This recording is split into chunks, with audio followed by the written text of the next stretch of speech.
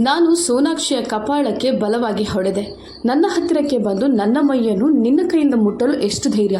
ನಿನ್ನ ಸ್ಪರ್ಶದಿಂದ ನನ್ನ ದೇಹ ಕೊಳಕಾಯಿತು. ನನ್ನ ದೇಹ ಈಗ ಅಶುದ್ಧವಾಗಿದೆ. ನನ್ನಿಂದ ದೂರ ಹೋಗು. ಇಲ್ಲಿಂದ ತಕ್ಷಣ ಹೊರಟು ಹೋಗು. ನನಗೆ ನಿನ್ನ ಮುಖವನ್ನು ನೋಡಲು ಸಹ ಇಷ್ಟವಿಲ್ಲ. ನಾನು ನಿಮ್ಮಂಥವರ ನಡುವೆ ಹೇಗೆ ಸಿಕ್ಕಿಬಿದ್ದೆ ಎಂದು ನನಗೇನೆ ಅರ್ಥ ಆಗ್ತಿಲ್ಲ. ಕೋಪದಿಂದ ನನ್ನ ತಾಳ್ಮೆ ಕೆಟ್ಟಿತ್ತು. ಸೋನಾಕ್ಷಿ ನನ್ನ ಮುಂದೆ ನಿಂತು ಅಳುತ್ತಾ ಹೇಳಿದಳು, ಕ್ಷಮಿಸಿ ಮೇಡಮ್, ನನ್ನಿಂದ ತಪ್ಪಾಯಿತು. ನಿಮ್ಮನ್ನು ನಾನು ನೋಡಲೇ ಇಲ್ಲ. ಹೇಗೆ ಡಿಕ್ಕಿ ಹೊಡೆಯಿತೋ ಗೊತ್ತಿಲ್ಲ. ನೀವು ನನ್ನನ್ನು ಇಷ್ಟಪಡುವುದಿಲ್ಲ ಎಂಬ ಕಾರಣದಿಂದ ನಾನು ಯಾವಾಗಲೂ ನಿಮ್ಮಿಂದ ದೂರವಿದ್ದೆ. ಆದರೆ ಇಂದು ಅರಿಯದೆ ಈ ತಪ್ಪು ಆಗಿಬಿಡ್ತು. ಆಕೆ ಅಳುತ್ತಾ ಕೇಳುತ್ತಿದ್ದರೂ ನಾನು ಆ ಮಾತುಗಳನ್ನು ಗಮನಿಸದೆ ಅವಳನ್ನು ಹೊಡೆಯತೊಡಗಿದೆ. ಅವಳನ್ನು ಹೊಡೆದು ಕೊನೆಗೆ ಸುಸ್ತಾದಾಗ ಬಲವಾಗಿ ತಳ್ಳಿ, ಹೊರಗೆ ಹೋಗು. ನಿನ್ನ ಮುಖ ನೋಡಲು ನನಗೆ ಇಷ್ಟ ಇಲ್ಲ. ನೀನಿಲ್ಲಿ ಒಂದು ಕ್ಷಣವೂ ಇರೋದು ಬೇಡ ಎಂದು ಆಜ್ಞಾಪಿಸಿದೆ. ನನ್ನ ಕೂಗು ಕೇಳಿದಾಗ ನನ್ನ ಅಪ್ಪ ಹೊರಗೆ ಬಂದರು. ನಿಹಾರಿಕಾ, ಏನಾಯಿತು ನಿನಗೆ? ಯಾಕೆ ಇಷ್ಟೊಂದು ಕೋಪ ಮಾಡಿಕೊಂಡಿದ್ಯಾ? ಅದು ಯಾರ ಮೇಲೆ ನಿನ್ನ ಕೋಪ ಎಂದು ಪ್ರಶ್ನಿಸಿದರು.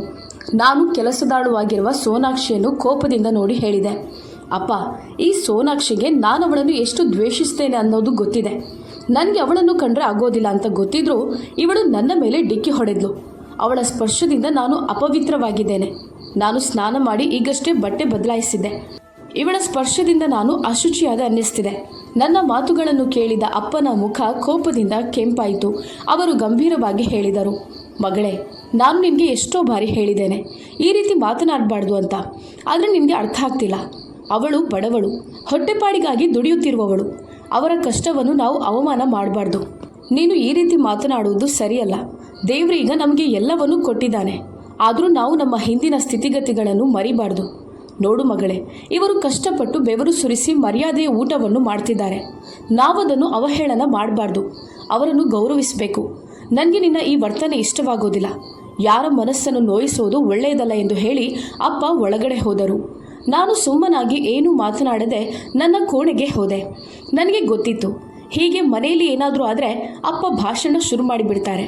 ಅಪ್ಪ ಯಾಕೆ ಮನೆ ಕೆಲಸದಾಳುವನ್ನು ತಲೆಯಲ್ಲಿ ಇರಿಸಿಕೊಳ್ಳುತ್ತಿದ್ದಾರೆ ಎಂದು ಅರ್ಥವಾಗ್ತಿರಲಿಲ್ಲ. ಅವರಿಗೆ ನಮ್ಮ ಮನೆಯಲ್ಲಿ ಉನ್ನತವಾದ ಸ್ಥಾನಮಾನವನ್ನು ಕೊಡ್ತಿದ್ರು. ಅಪ್ಪ ಮಾತ್ರ ಅಲ್ಲ, ಅಮ್ಮನೂ ಅದೇ ರೀತಿ ಮಾಡ್ತಿದ್ರು. ನಾನೇನಾದರೂ ಹೇಳಿದರೆ ಇಬ್ಬರು ಅದಕ್ಕೆ ಅಡ್ಡಿ ಮಾಡ್ತಾ, ನಾವು ಮೊದಲು ಬಡವರಾಗಿದ್ದೆವು, ಮನೆಗೆ ಮನೆ ಕೆಲಸಕ್ಕೆ ಹೋಗಿ ಹಣ ಸಂಪಾದನೆ ಮಾಡಿದ್ದೇವೆ. ನಮ್ಮ ಕಷ್ಟಪಾಡು ಈಗ ಮುಗಿದಿದೆ. ದೇವರು ನಮಗೆ ಎಲ್ಲವನ್ನೂ ನೀಡಿದ್ದಾನೆ. ಆದರೆ ನಾವು ಅದೇ ಬಡತನದಲ್ಲಿ ಇದ್ದಿದ್ರೆ ನೀನೀಗ ಒಂದು ಮನೆಯ ಕೆಲಸದಾಳುವಿನ ಮಗಳು ಅಂತ ಗುರುತಿಸ್ತಿದ್ದೆ. ಆದರೆ ನಮ್ಮ ಪರಿಶ್ರಮ, ಪ್ರಯತ್ನ ದೇವರು ನಮ್ಮನ್ನು ಇಲ್ಲಿಯ ತನಕ ಕರೆದುಕೊಂಡು ಬಂದಿದ್ದಾನೆ. ಹಾಗಂತ ನಾವು ಹಿಂದಿನದ್ದನ್ನು ಮರಿಬಾರ್ದು. ಮುಂದೆ ಹೇಗೆ ಅನ್ನೋದು ಕೂಡ ನಮಗೆ ಗೊತ್ತಿರೋದಿಲ್ಲ. ಎಲ್ಲವೂ ದೇವರ ಇಚ್ಛೆ. ಈ ಲೋಕದಲ್ಲಿ ನಾವಂದುಕೊಂಡಂತೆ ನಡೆಯೋದಾದರೆ ಮನುಷ್ಯ ಏನು ಬೇಕಾದರೂ ಮಾಡಬಹುದಿತ್ತು ಎಂದು ಅವರು ಭಾಷಣವನ್ನು ಶುರು ಮಾಡ್ತಿದ್ರು. ನನಗೂ ಇದನ್ನು ಕೇಳಿ ಅಭ್ಯಾಸವಾಗಿ ಬಿಟ್ಟಿತ್ತು. ನಾನು ಇವರು ಶುರು ಮಾಡಿಬಿಟ್ರು ಅಂತ ಹೇಳಿ ಇನ್ನು ತಲೆನೋವು ಬರೋದರಲ್ಲಿ ಯಾವುದೇ ಸಂಶಯವಿಲ್ಲ ಎಂದು ನಾನು ನನ್ನಷ್ಟಕ್ಕೆ ಹೋಗಿ ಮಲಗಿಕೊಂಡೆ. ಒಂದು ದಿನ ನನ್ನ ಗೆಳತಿ ಪ್ರಿಯಾಳ ಮನೆಯಲ್ಲಿ ದೊಡ್ಡ ಪಾರ್ಟಿ ಏರ್ಪಡಿಸಲಾಗಿತ್ತು. ನನ್ನನ್ನು ಆಹ್ವಾನಿಸಿದ್ದಳು. ಅದಕ್ಕೆ ನಾನು ಸಂತೋಷದಿಂದ ಒಪ್ಪಿಕೊಂಡಿದ್ದೆ. ನಾನು ಮೇಕಪ್ ಮಾಡಿಕೊಂಡು ಒಳ್ಳೆಯ ಡ್ರೆಸ್ ಧರಿಸಿ ಪಾರ್ಟಿಗೆ ಹೋದೆ. ನಾನು ತುಂಬ ಸುಂದರವಾಗಿ ಕಾಣುತ್ತಿದ್ದೆ. ನನ್ನನ್ನು ಅಲ್ಲಿ ಎಲ್ಲರೂ ನೋಡುತ್ತಿದ್ದಂತೆ ತುಂಬ ಹೊಗಳಿದರು. ನನಗೆ ಅವರ ಹೊಗಳಿಕೆ ತುಂಬ ಸಂತೋಷವನ್ನು ತಂದುಕೊಡ್ತು. ಆದರೆ ನನ್ನನ್ನು ಹೊಗಳುವುದು ಎಲ್ಲರಿಗೆ ಇಷ್ಟವಿರಲಿಲ್ಲ. ನಾನು ಪಾರ್ಟಿಯಿಂದ ಮನೆಗೆ ಕಾಲಿಡುತ್ತಿದ್ದಂತೆ ಅಪ್ಪ ಮತ್ತು ಅಮ್ಮನ ಜೋರಾದ ಮಾತುಗಳು ಡ್ರಾಯಿಂಗ್ ರೂಮಿಂದ ಕೇಳಿ ಬರುತ್ತಿದ್ದವು. ನಾನು ಆ ಕಡೆಗೆ ಮೆಲ್ಲಗೆ ಹೆಜ್ಜೆಗಳನ್ನು ಇಡುತ್ತಾ ಹೋದೆ. ಡ್ರಾಯಿಂಗ್ ರೂಮ್ ಹತ್ತಿರ ಬಂದಂತೆ ನಾನು ಅದರ ಬಾಗಿಲನ್ನು ಮೆತ್ತಗೆ ದೂಡಿದೆ. ಒಳಗಿನ ದೃಶ್ಯ ಕಂಡು ನನಗೆ ಆಶ್ಚರ್ಯವಾಯಿತು. ಯಾಕಂದರೆ ಅಪ್ಪನ ಹತ್ತಿರ ಬಹಳ ಸುಂದರವಾದ ಹ್ಯಾಂಡ್ಸಮ್ ಹುಡುಗ ಕೂತಿದ್ದ.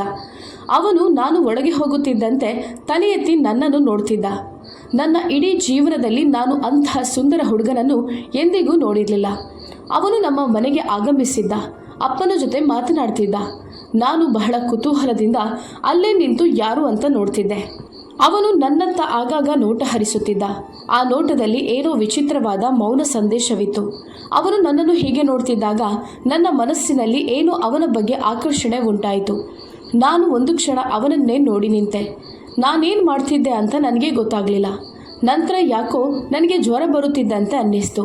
ಅದು ನನಗೆ ಬಂದ ಜ್ವರವಾಗಿರಲಿಲ್ಲ. ಅವನನ್ನು ನೋಡಿದ ಕ್ಷಣ ನನ್ನ ಹೃದಯದಲ್ಲಿ ಆದ ಬದಲಾವಣೆಯಾಗಿತ್ತು.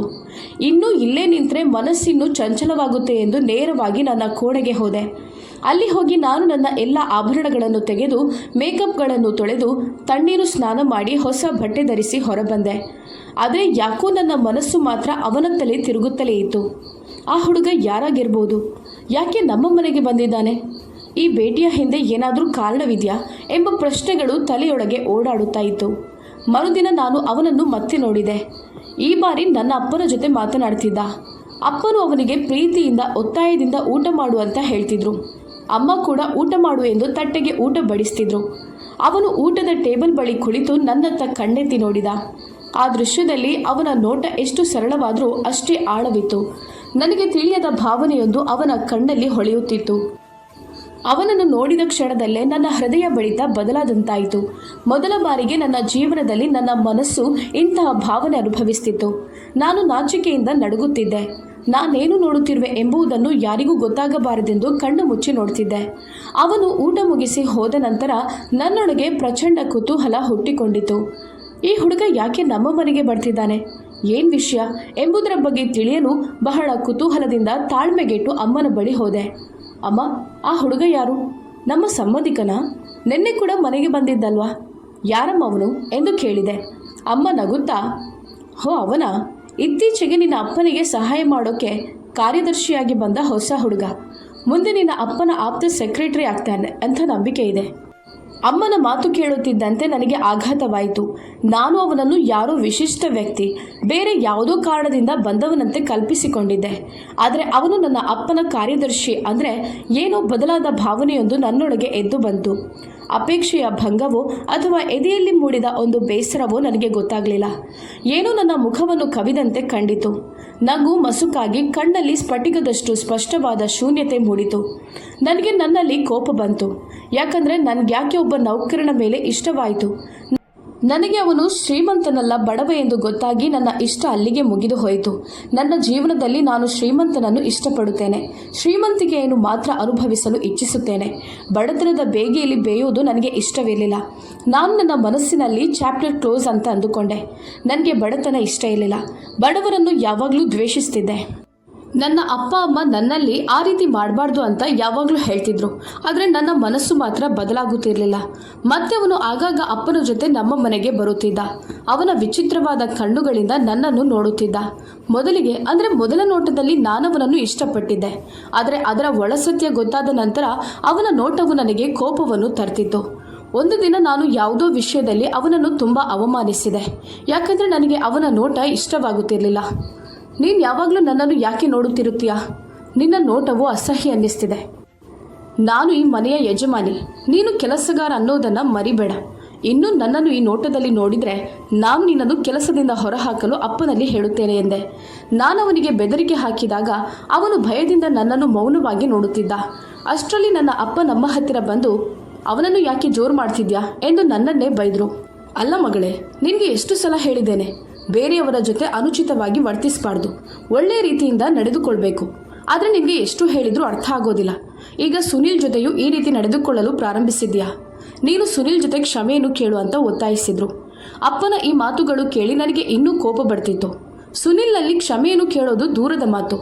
ಅವನ ಮುಖ ನೋಡಲು ನನಗೆ ಇಷ್ಟ ಇರಲಿಲ್ಲ. ಒಬ್ಬ ಕೆಲಸಗಾರನ ಮುಂದೆ ಅಪ್ಪ ನನ್ನನ್ನು ಬೈತಿದ್ರು. ಇದು ನನಗೆ ಅವಮಾನವೆನಿಸಿತು. ನಾನು ಏನು ಮಾತನಾಡದೆ ನೇರವಾಗಿ ನನ್ನ ಕೋಣೆಗೆ ಹೋಗಿ ಮಲಗಿಕೊಂಡೆ. ನನಗಿಂತ ನನ್ನ ಅಪ್ಪನಿಗೆ ಆ ಸೆಕ್ರೆಟರಿ ದೊಡ್ಡವನಾಗಿದ್ದಾನೆ ಎಂದು ನಾನಂದುಕೊಂಡೆ. ತದನಂತರ ಅವನು ಆಗಾಗ ಮನೆಗೆ ಬರ್ತಿದ್ದ. ನಾನು ಅವನ ಮುಖವನ್ನು ಕೂಡ ನೋಡುತ್ತಿರಲಿಲ್ಲ. ಎಲ್ಲಿಯಾದರೂ ಅವನನ್ನು ಕಂಡ್ರೆ ಮುಖವನ್ನು ತಿರುಗಿಸಿ ಹೋಗ್ತಿದ್ದೆ. ನಮ್ಮ ಮನೆಯ ಎಲ್ಲ ಕೆಲಸಗಾರರಿಗೂ ನನ್ನ ಮೇಲೆ ಬೇಸರವಿತ್ತು. ಯಾಕಂದರೆ ನನ್ನ ಸ್ವಭಾವ ಅವರಿಗೆ ಇಷ್ಟವಾಗ್ತಿರಲಿಲ್ಲ. ಅಪ್ಪ ಎಷ್ಟೋ ಸಲ ನನಗೆ ಬುದ್ಧಿ ಮಾತುಗಳನ್ನು ಹೇಳ್ತಿದ್ರು. ಆದರೆ ನಾನದನ್ನು ಕೇಳಿಸುತ್ತಿರಲಿಲ್ಲ. ಹೀಗಿರುವಾಗ ನನ್ನ ಅಪ್ಪ ನನಗೆ ಸಂಬಂಧವನ್ನು ನೋಡುತ್ತಿದ್ದರು. ಅಂದರೆ ಹುಡುಗನನ್ನು ಹುಡುಕಾಡ್ತಿದ್ರು.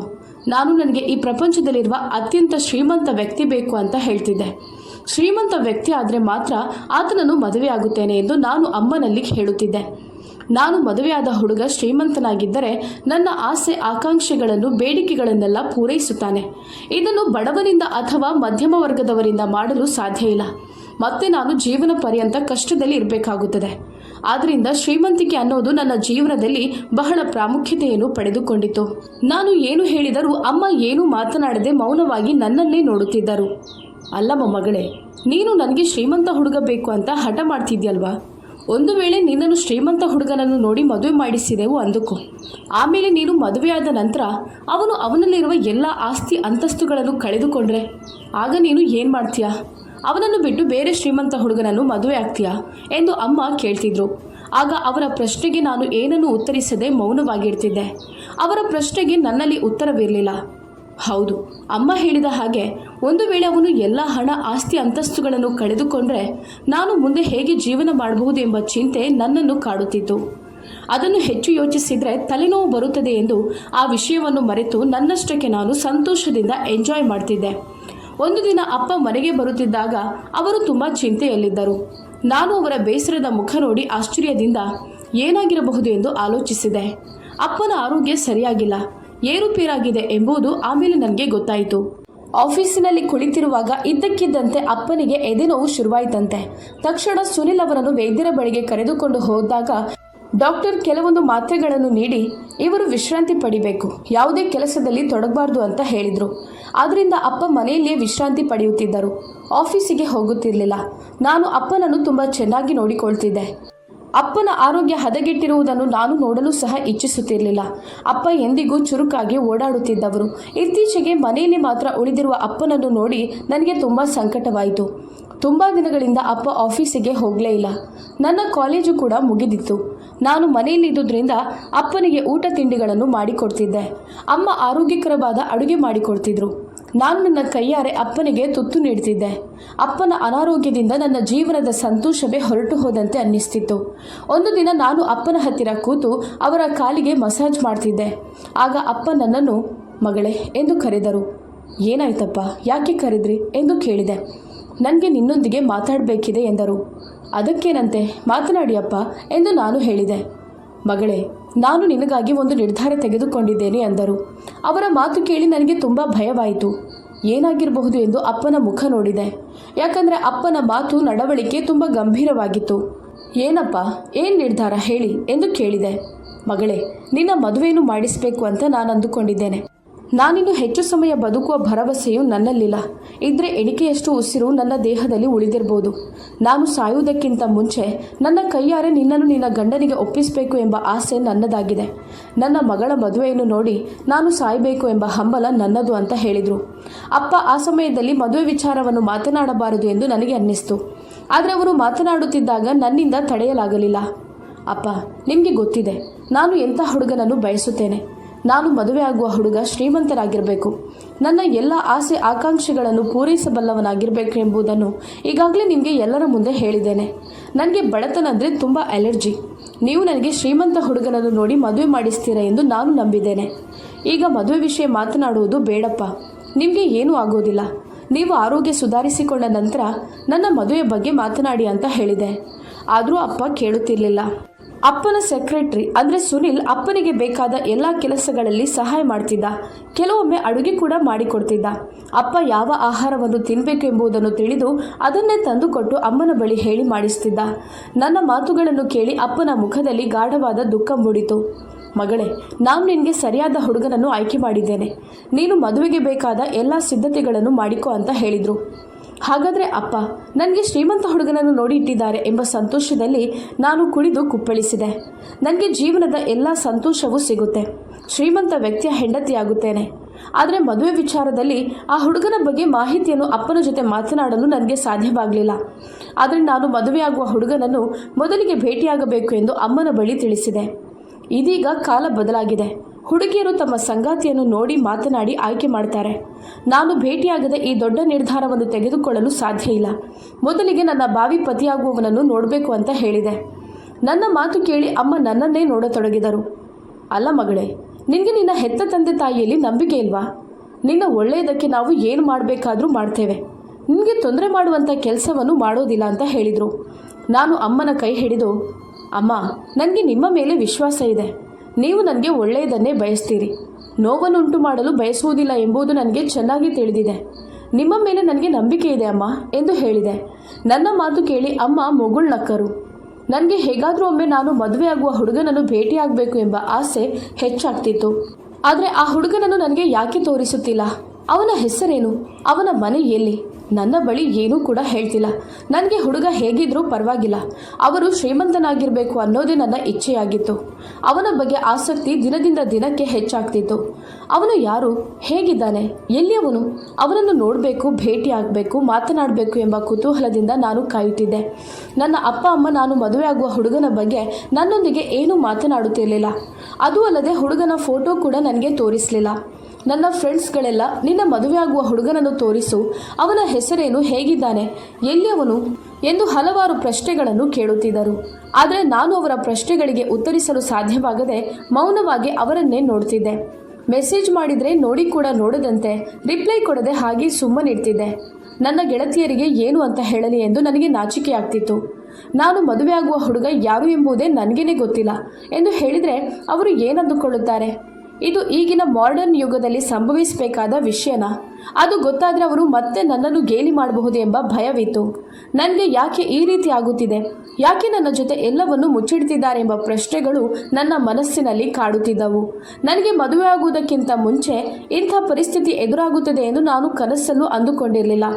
ಬಹುಶಃ ಇಂತಹದ್ದೆಲ್ಲ ಪ್ರಾಚೀನ ಕಾಲದ ಮಹಿಳೆಯರಿಗೆ ಸರಿ ಹೊಂದುತ್ತಿತ್ತು, ಆದರೆ ಈಗಿನ ಕಾಲದ ಹುಡುಗಿಯರಿಗೆ ಅಲ್ಲ.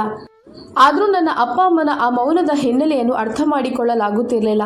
ನನ್ನ ಅಪ್ಪ ಅಮ್ಮ ನನ್ನ ಕನಸಿನ ಹುಡುಗನನ್ನು ನನಗೆ ನೋಡಿ ಇಟ್ಟಿದ್ದಾರೆ ಎಂಬ ನಂಬಿಕೆ ನನ್ನಲ್ಲಿತ್ತು. ಅಚ್ಚರಿಯ ವಿಷಯವೇನೆಂದರೆ ಮದುವೆ ದಿನ ಸಮೀಪಿಸ್ತಿತ್ತು, ಆದರೆ ಇಲ್ಲಿಯವರೆಗೆ ನನ್ನ ಗಂಡನ ಮನೆಯವರು ನಮ್ಮ ಮನೆಗೆ ಬಂದಿರಲಿಲ್ಲ. ಹಾಗಾದರೆ ನನಗೆ ನಾದಿನಿ, ಅತ್ತಿಗೆ ಅಥವಾ ಯಾರಾದರೂ ಇರಬೇಕಲ್ಲವೇ? ನನ್ನ ಗಂಡನ ಮನೆಯವರು ಯಾಕೆ ನನ್ನನ್ನು ನೋಡಲು ಬಂದಿಲ್ಲ? ಅವರಿಗೆ ನನ್ನಲ್ಲಿ ಆಸಕ್ತಿ ಇಲ್ಲವೇ ಎಂಬೆಲ್ಲ ಪ್ರಶ್ನೆಗಳು ನನ್ನ ಮನಸ್ಸನ್ನು ಕಾಡುತ್ತವೆ. ಇದನ್ನು ನಾನು ನನ್ನ ತಾಯಿಗೆ ಕೇಳಿದಾಗ ಅಮ್ಮ ಹೇಳಿದರು, ನಿನ್ನ ಬಾವಿ ಪತಿ ಜಗತ್ತಿನಲ್ಲಿ ಒಬ್ಬಂಟಿಯಾಗಿದ್ದಾನೆ. ಅವರ ತಂದೆ ತಾಯಿ ಬಹಳ ವರ್ಷಗಳ ಹಿಂದೆ ತೀರಿ ಹೋಗಿದ್ದಾರೆ. ಅವನಿಗೆ ಒಡ ಹುಟ್ಟಿದವರು ಇಲ್ಲ. ಕುಟುಂಬದ ಉಳಿದವರೊಂದಿಗೆ ಅವನಿಗೆ ಹೊಂದಾಣಿಕೆ ಇಲ್ಲ. ಅವನು ಒಬ್ಬಂಟಿಯಾಗಿ ವಾಸಿಸುತ್ತಾನೆ. ಇದನ್ನು ಕೇಳಿದ ಮೇಲೆ ನನಗೆ ಇನ್ನಷ್ಟು ಸಂತೋಷವಾಯಿತು. ನನಗೂ ಗಂಡನ ಮನೆಯ ನಿರ್ಬಂಧಗಳ ಅಡಿಯಲ್ಲಿ ಬದುಕಲು ಇಷ್ಟವಿರಲಿಲ್ಲ. ಅತ್ತೆ ಮಾವಂದಿರು ತಮ್ಮ ಮಗನ ಹೆಂಡತಿ ಬಂದ ನಂತರ ಸೊಸೆ ಬಗ್ಗೆ ಅಸೂಯೆ, ಅತಿಯಾದ ನಿರೀಕ್ಷೆಗಳು ಇಡುತ್ತಾರೆ.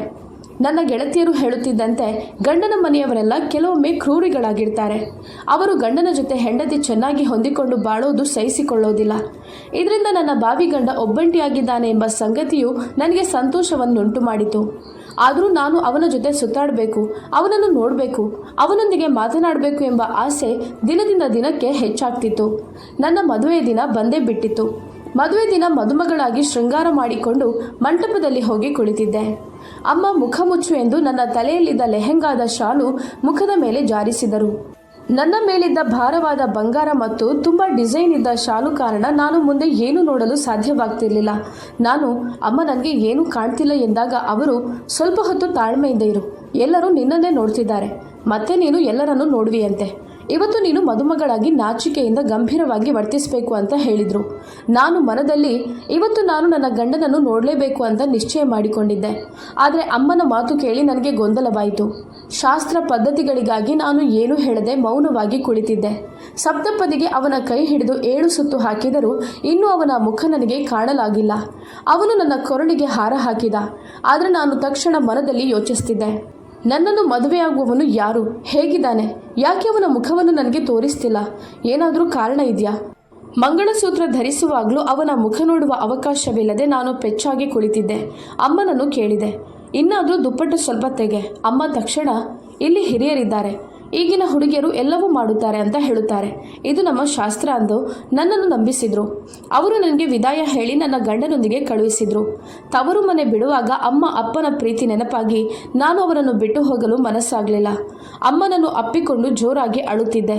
ನನ್ನ ಗಂಡ ಹೇಗೆ ಇರ್ತಾನೆ, ನನ್ನನ್ನು ಹೇಗೆ ನೋಡಿಕೊಳ್ಳುತ್ತಾನೆ ಎಂಬ ಪ್ರಶ್ನೆಗಳು ನನ್ನ ಮನಸ್ಸಿನಲ್ಲಿ ಸುತ್ತುತ್ತಿತ್ತು. ಯಾಕಂದರೆ ನಾನು ಅವನ ಜೊತೆಗೆ ಒಮ್ಮೆಲೂ ಮಾತನಾಡಿರಲಿಲ್ಲ. ಅವನ ಬಗ್ಗೆ ಏನೂ ಗೊತ್ತಿರಲಿಲ್ಲ.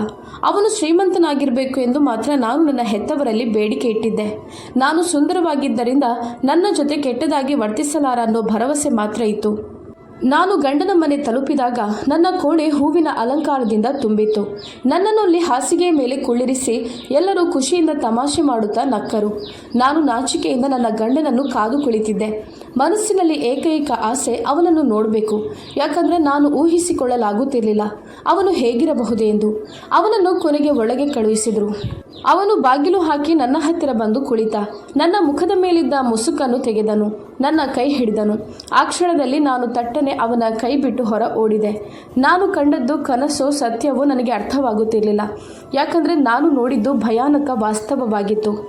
ಅಲ್ಲಿ ನಾನು ಕಂಡ ದೃಶ್ಯವನ್ನು ಯಾರಿಂದಲೂ ಬದಲಾಯಿಸಲಾಗುತ್ತಿರಲಿಲ್ಲ. ನನ್ನ ಬಾಯಿಂದ ಕಿರುಚಾಟ ಹೊರಬಂತು. ಆದರೆ ಅವರು ನನ್ನನ್ನು ನೋಡಿ ತಮಾಷೆಯಿಂದ ನಗುತ್ತಿದ್ದರು. ಬಾಗಿಲನ್ನು ಹೊರಗಡೆಯಿಂದ ಲಾಕ್ ಮಾಡಲಾಗಿತ್ತು. ನನಗೆ ಜೋರಾಗಿ ಕೂಗಲು ಒಳ್ಳೆಯದಾಗಲಿಲ್ಲ. ಯಾಕಂದರೆ ಹೊರಗಡೆ ತುಂಬ ನೆಂಟರಿದ್ದರು. ನಿನ್ನ ಕಣ್ಣ ಮುಂದೆ ನಾನಿದ್ದೇನೆ, ನಿನಗೆ ನಂಬಿಕೆ ಬರೋದಿಲ್ವಾ ಎಂದು ಅವರು ಕೇಳಿದರು. ನೋಡು, ನಾನೇ ನಿನ್ನ ಗಂಡ, ನಾನು ನಿನಗೆ ಸಿಕ್ಕಿದ್ದೇನಲ್ವಾ ಎನ್ನುತ್ತಾ ನನ್ನ ಕಡೆ ಬಂದ ಅವರ ಕಣ್ಣಿನಲ್ಲಿ ಪ್ರೀತಿ ತುಂಬಿತ್ತು. ಆದರೆ ನಾನು ಆ ಪ್ರೀತಿಗೆ ಉತ್ತರ ನೀಡಲು ಸಾಧ್ಯವಿಲ್ಲದಷ್ಟು ಕೋಪದಿಂದ ತುಂಬಿದ್ದೆ. ಯಾಕಂದರೆ ನನ್ನ ಮುಂದಿರುವ ವ್ಯಕ್ತಿ ಬೇರೆ ಯಾರೂ ಅಲ್ಲ, ನನ್ನ ಅಪ್ಪನ ಆಪ್ತ ಸೆಕ್ರೆಟರಿ ಸುನಿಲ್. ಅವನು ನನ್ನ ಅಪ್ಪನ ಜೊತೆ ಕೆಲಸ ಮಾಡ್ತಿದ್ದ. ಇವನಂಥವನನ್ನು ನನ್ನ ಗಂಡನನ್ನಾಗಿ ಮಾಡಿದ್ರ ಎಂಬ ಅಸಹ್ಯ ಸತ್ಯ ನನ್ನೊಳಗೆ ಕೋಪ ಉಕ್ಕಿಸಿತ್ತು. ನೀನಿಲ್ಲಿ ಏನು ಮಾಡ್ತಿದ್ಯಾ? ಯಾರು ಕಳುಹಿಸಿದ್ದಾರೆ ನಿನ್ನನ್ನು? ನನಗೆ ಮದುವೆ ಆಗಿದೆ, ನನ್ನ ಗಂಡ ಎಲ್ಲಿದ್ದಾರೆ ಎಂದು ನಾನು ಅವನ ಮೇಲೆ ಕೂಗಿ ಪ್ರಶ್ನೆಗಳ ಮೇಲೆ ಪ್ರಶ್ನೆ ಹಾಕ್ತಿದ್ದೆ. ನನ್ನ ವರ್ತನೆ ಸುನಿಲ್ಗೆ ಸಹ ಕೋಪ ಬಂತು. ನನ್ನನ್ನು ಗಟ್ಟಿಯಾಗಿ ಹಿಡಿದು ನಿಂತು ಹೇಳಿದರು, ನಾನು ನಿನ್ನ ಗಂಡ. ನಿನ್ನ ಅಪ್ಪ ಅಮ್ಮನ ಒಪ್ಪಿಗೆಯೊಂದಿಗೆ ನಿನಗೆ ತಾಳಿ ಕಟ್ಟಿದವನು ನಾನೇ. ನಿನಗೆ ಸೌಂದರ್ಯ ಇದೆ, ನಿನ್ನ ಅಪ್ಪ ಅಮ್ಮನಿಗೆ ಆಸ್ತಿ ಇದೆ ಅಂತ ನಿನ್ನ ಜೀವನ ಪೂರ್ತಿಯಾಗುತ್ತಾ? ಹಣ ಐಷಾರಾಮಿ ಜೀವನವೇ ಎಲ್ಲ ಅಂತ ಭಾವಿಸ್ತೀಯಾ?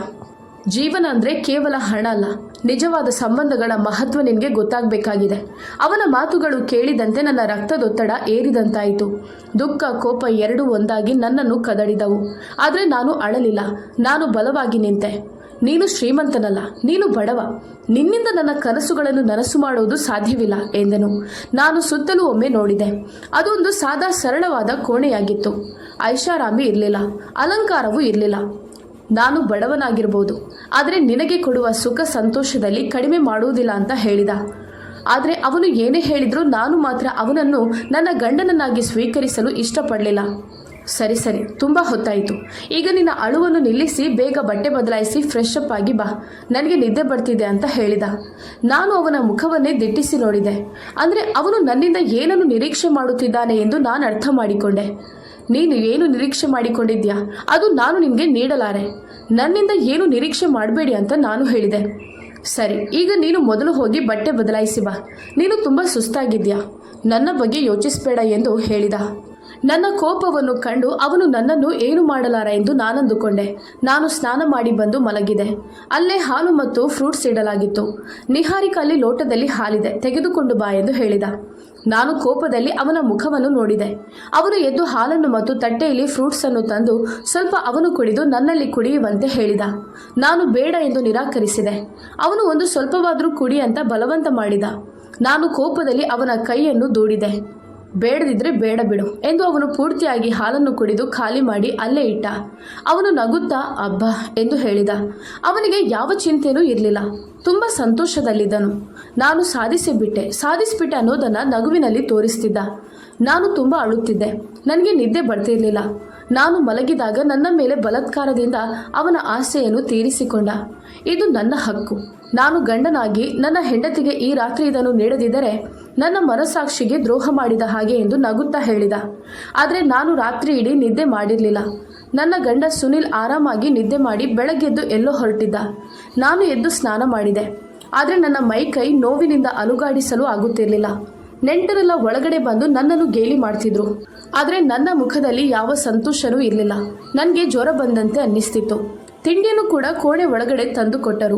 ಮರುದಿನ ಬೆಳಗ್ಗೆ 11:30 ಹೊತ್ತಿಗೆ ನನ್ನ ಅಪ್ಪ ಅಮ್ಮ ನನ್ನನ್ನು ನೋಡಲೆಂದು ಬಂದರು. ಆದರೆ ನನಗೆ ಅವರ ಮುಖವನ್ನು ನೋಡಲು ಇಷ್ಟವಿರಲಿಲ್ಲ. ನನಗೆ ಮಾಡಬಾರದ ಅನ್ಯಾಯವನ್ನು ಮಾಡಿದ್ದಾರೆ. ನನ್ನ ಜೀವನ, ನನ್ನ ಆಕಾಂಕ್ಷೆಗಳನ್ನು ಬಲಿ ಕೊಟ್ಟಿದ್ದಾರೆ. ಇನ್ನು ನಾನು ಯಾಕಾಗಿ ಅವರಲ್ಲಿ ಮಾತನಾಡಬೇಕು ಎಂದು ನಾನಂದುಕೊಂಡೆ. ಆದರೆ ಮನೆಯವರೆಲ್ಲ ಅವರಲ್ಲಿ ನಗುತ್ತಾ ಮಾತನಾಡುತ್ತಿದ್ದರು. ನನ್ನ ಅಮ್ಮ, ಮಗಳೇ ಹೇಗಿದ್ದೀಯಾ ಎಂದು ನನ್ನಲ್ಲಿ ಕೇಳಿದರು. ನಾನೇನು ಉತ್ತರಿಸಲಿಲ್ಲ. ಅವರು ಯಾಕೆ ಈ ರೀತಿ ಮಾಡಿದ್ದಾರೆ ಎಂದು ನನಗೆ ಅರ್ಥವಾಗುತ್ತಿರಲಿಲ್ಲ. ಮನೆಯಲ್ಲಿ ಅವರಿಗೆ ಊಟದ ವ್ಯವಸ್ಥೆಯನ್ನು ಬಹಳ ಸಂತೋಷದಿಂದ ಮಾಡ್ತಿದ್ರು. ಅಮ್ಮನ ಪ್ರಶ್ನೆಗೆ ನಾನು ಏನೂ ಉತ್ತರಿಸಲಿಲ್ಲ. ಕೋಪದಿಂದ ಅವರ ಮುಖವನ್ನು ಕೂಡ ನೋಡಲಿಲ್ಲ. ನನ್ನನ್ನು ಮೋಸದ ಬಲೆಗೆ ಎಸೆದವರು ಇವರು. ನನ್ನ ಭವಿಷ್ಯವನ್ನೇ ಹಾಳು ಮಾಡಿದರು ಎಂದು ಮನಸ್ಸಿನಲ್ಲಿ ಯೋಚಿಸುತ್ತಿದ್ದೆ. ಅವರ ಮೇಲಿನ ನನ್ನ ವಿಶ್ವಾಸವೇ ಕತ್ತರಿಸಿದ್ದರು. ಅವರ ಮೇಲಿದ್ದ ಪ್ರೀತಿ ನುಚ್ಚು ನೂರಾಗಿತ್ತು. ನನ್ನ ಕಣ್ಣಲ್ಲಿ ಕೋಪವಿದ್ದರೂ ಕಣ್ಣೀರು ಮಾತ್ರ ನಿರಂತರವಾಗಿ ಹರಿಯುತ್ತಿತ್ತು. ನಾನು ಯಾರೊಡನೆಯೂ ಮಾತನಾಡಲಿಲ್ಲ. ಅಪ್ಪ ಅಮ್ಮನಿಗೂ ನನ್ನ ಮನಸ್ಥಿತಿ ಅರ್ಥವಾಗಿತ್ತು. ಮನೆಯಲ್ಲಿದ್ದವರೆಲ್ಲ ಅಪ್ಪ ಅಮ್ಮನ ಜೊತೆ ಮಾತುಕತೆಯಾಡ್ತಿದ್ರು.